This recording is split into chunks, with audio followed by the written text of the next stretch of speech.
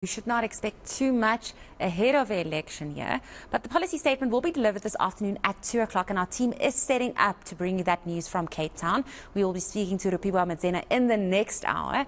Now, here in Hyde Park Studio, we have Bruno Simao, tax and property attorney, here to just talk to us a bit more about what his expectations are. Now, Bruno, thank you so much for joining us this morning. Absolutely.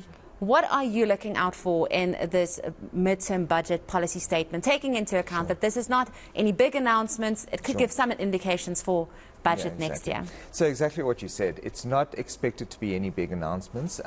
We're not expecting anything life-changing. Normally, this medium-term budget statement isn't actually given all that much attention except by economists. But I am finding that there is a hype around it, and I think it is because people are worried. February, a lot was said, and now coming into this, 6 months later, 7 months later, there's a lack of economic growth. SARS has been putting a lot of pressure on collections, which has given people the indication that there's a desperation to get money into the coffers in order to be able to fund certain expenditure.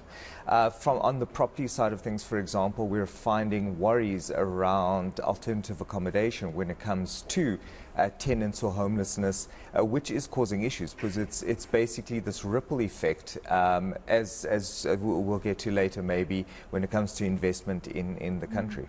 But like you just mentioned now, the tax landscape, the economic landscape has changed so dramatically in this past year with record levels of load shedding. And obviously for consumers, that's maybe why they're tuning in to the policy statement to hopefully here's something that, well, maybe they're trying to get some optimism from the minister. But what do you think with tax changes? I know we've been talking about SARS saying that their tax collections are down. Do you think any tax changes could be announced, any tax increases possibly?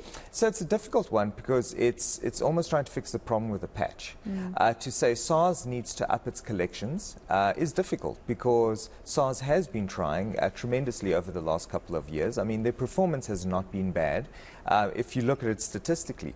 But the problem is if there's a lack of economic growth, what are you expecting SARS to do about that? It's not really in SARS's hands or control. Now, if you go and increase tax rates, as an example, how is that going to stimulate economic growth? So you might be able to collect a certain amount, but you're also, again, like I said, the ripple effect. At some point or another, there's going to be a cliff where there's going to be a drop-off. So one has to be careful about having conversations around increasing tax rates.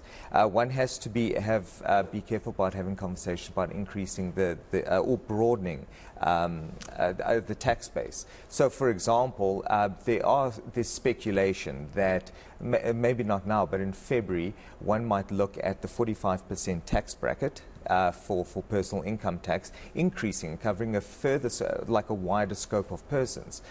But is that going to keep people in the country? Is it going to increase it enough versus the detrimental effects?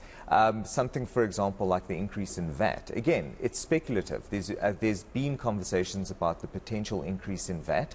South Africa is below the global average when it comes to that sort of sales tax rate. But the reality again is who's that going to impact? And I don't feel, and I mean exactly what one of the economists said, I don't necessarily feel that that's the solution to the problem. One should be focusing more on economic growth. So how do we get that economic growth? And that is through investments. And do you think we're actually instilling any confidence in current or potential investors to bring that very necessary capital to the country and boost economic growth? So it's difficult. There's a lot of people in the country that are obviously very proud and would love to invest in properties, say for example, right? So property growth in South Africa, and this is one of the primary areas of focus. So I work in the commercial space. I see a lot of people getting into business deals, ventures, that sort of thing. But I can speak to the property sector. And in the property sector, we're finding that, number one, people from outside the country aren't all that keen to invest. There's big fears because of a misunderstanding, for example, when it comes to the expropriation bill, right?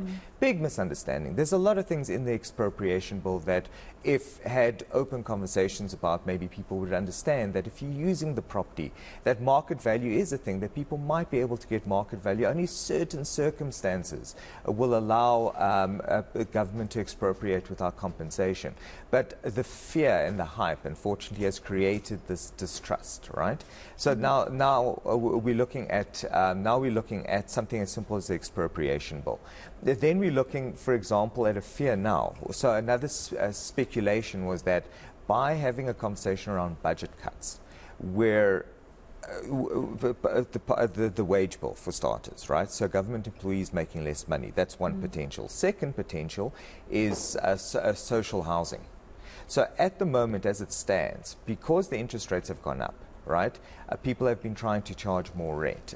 Some people have lost their jobs. Some people, economic growth, there's not enough employment taking place. Some people aren't able to afford to pay rent. So my litigation department, that deals a lot both with evictions and the protection against unlawful evictions, is starting to find now that unfortunately municipalities cannot house like genuinely homeless people.